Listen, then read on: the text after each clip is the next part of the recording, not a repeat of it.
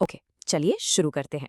आज हम बात करने वाले हैं एक ऐसी चीज की जिसके बिना लेट्स बी ऑनेस्ट हमारी मॉडर्न लाइफ का सोचना भी मुश्किल है। बैंक्स।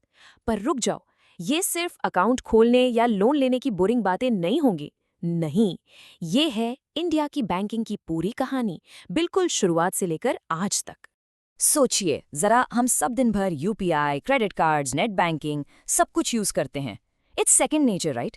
लेकिन क्या आपने एक सेकंड रुककर सोचा है कि इंडिया का पहला बैंक कौन सा था? ये सब शुरू कहाँ से हुआ? चलिए इसी सवाल का जवाब ढूंढते हैं। It's gonna be interesting. Okay, सबसे पहले बिल्कुल बेसिक से स्टार्ट करते हैं। एक बैंक आखिर होता है क्या है? Official definition, the legal stuff, कहती है कि बैंकिंग रेगुलेशन एक्ट 1949 के मुताबिक ये एक फाइनेंशियल ऑर्गेनाइजेशन है जो बैंकिंग एक्टिविटीज करती है। थोड़ा टेक्निकल हो गया ना? चलो इसको आसान करते हैं। बेसिकली बैंकिंग का मतलब दो सबसे इंपॉर्टेंट चीजें हैं। नंबर 1, आपसे पैसा लेना यानी आपके डिपॉजिट्स एक्सेप्ट करना। और नंबर 2, जिन्हें जरूरत है उन्हें वही पैसा उधार पर देना यानी लोन्स ग्रांट करना। बस, बाकी सब कुछ लॉकर्स, क्रेडिट कार्ड्स, इन्वेस्टमेंट्स, ये सब इन्हीं दो कोर फंक्शंस के इधर उधर घूमता है। Simple, right? तो अब चलते हैं उस इंटरेस्टिंग सवाल पर। इंडिया में ये बैंकिंग का पूरा सिस्टम शुरू कब और कैसे हुआ? Let's take a little trip back in time. Wow, अब इस टाइमलाइन को देखिए। इंडिया का पहला बैंक, मद्रास बैंक, 1683 में शुरू हुआ। Can you even imagine? That's so long ago. फिर 1860 में आया पहला फॉरेन बैंक।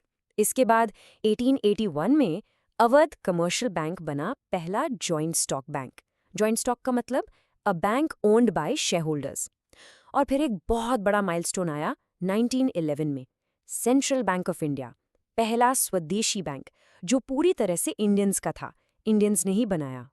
तो इतने सारे अलग अलग तरह के बैंक्स हैं, लेकिन सवाल ये है कि ये पूरा सिस्टम चलता कैसे है?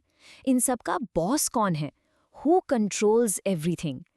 चलिए अब इंडियन बैंकिंग सिस्टम के स्ट्रक्चर को आराम से समझते हैं। ये देखिए, इससे सब कुछ क्लियर हो जाएगा। सबसे टॉप पर है रिजर्व बैंक ऑफ इंडिया यानी आरबीआई। ये है सबके बिग बॉस। आरबीआई के नीचे आते हैं अलग अलग टाइप के बैंक्स, पर आज हमारा फोकस रहेगा कमर्शियल बैंक्स पर, यानी वो बैंक्स जिनसे हम रोज डील करते हैं। इसमें आते हैं पब्लिक, प्राइवेट, फॉरेन और रीजनल रूरल बैंक्स। आपने ये टर्म शेड्यूल्ड बैंक जरूर कहीं ना कहीं सुना होगा, राइट? तो एसेंशियली इसका मतलब क्या है? ये वो बैंक्स हैं जिनका नाम आरबीआई एक्ट 1934 के सेकंड शेड्यूल में यानी एक स्पेशल लिस्ट में लिखा हुआ है। अब इस लिस्ट में होने के अपने फायदे हैं। जरूरत पड़ने पर ये बैंक सीधे आरबीआई से पैसा बोरो कर सकते हैं, प्लस इन्हें पेमेंट सिस्टम्स का एक्सेस भी आसानी से मिल जाता है।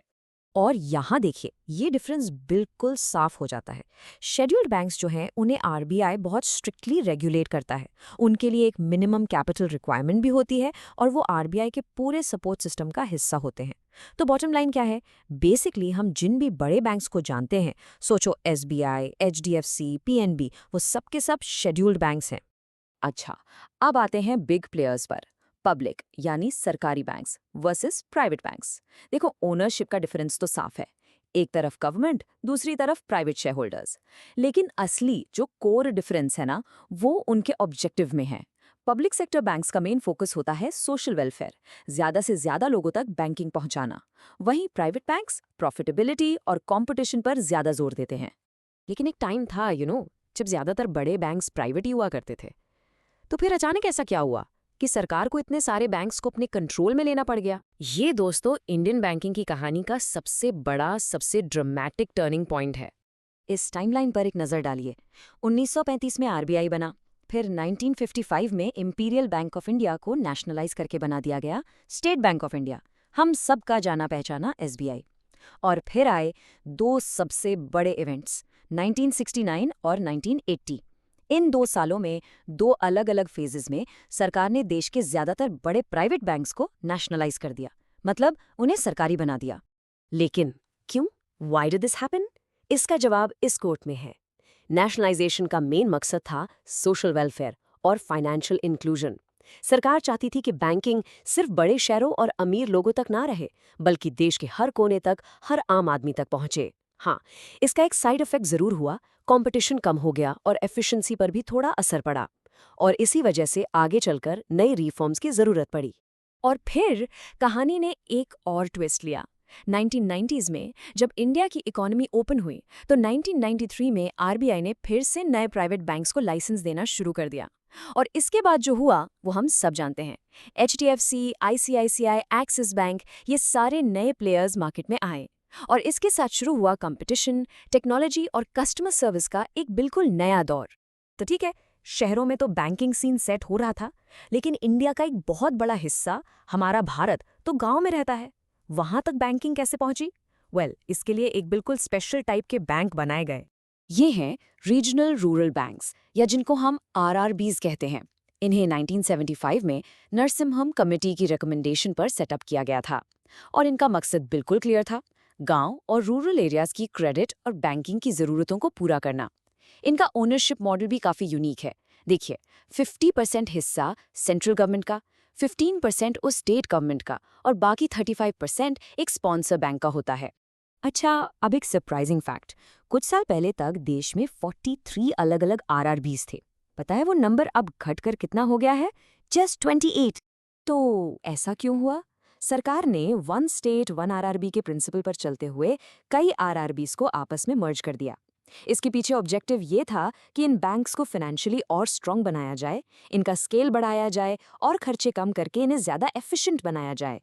ओके, तो हमने हिस्ट्री कवर कर ली, पूरा स्ट्रक्चर भी समझ लिया, पर सबसे इम्पोर्टेंट सवाल, इन सब चीज़ों का आज के दिन में आपके लिए, आपके पैसों के लिए क्या मतलब है? Let's connect the dots. तो आरबीआई ने कुछ खास बैंक्स को एक स्पेशल टैग दिया है। ये टैग है डीएसआईबी, यानी domestic systematically important banks. Simple भाषा में कहें तो ये वो बैंक्स हैं जो टू बिग टू फेल हैं। मतलब ये बैंक देश की इकोनॉमी के लिए इतने ज़रूरी हैं कि अगर इन पर कभी कोई मुसीबत आई तो आरबीआई और सरकार इन्हें डूबने नहीं देंगे। आपके लिए इसका मतलब है एक एक्स्ट्रा लेयर ऑफ सेफ्टी, एक एक्स्ट्रा ट्रस्ट। तो इस एक्सक्लूसिव क्लब में कौन कौन है? फिलहाल इंडिया में 3 डीएसआईबीज हैं।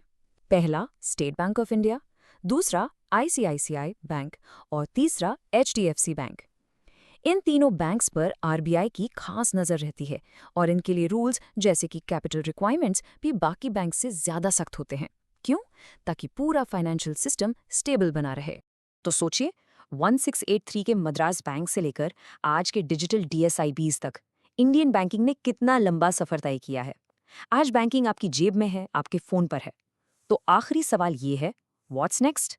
अगला बड़ा बदलाव क्या होगा? क्या वो डिजिटल रुपी होगा, या एआई ड्रिवन बैंकिंग, या फिर कुछ ऐसा जिसके बारे में हमने अभी सोचा भी नहीं है? What do you think? सोचते रहिए।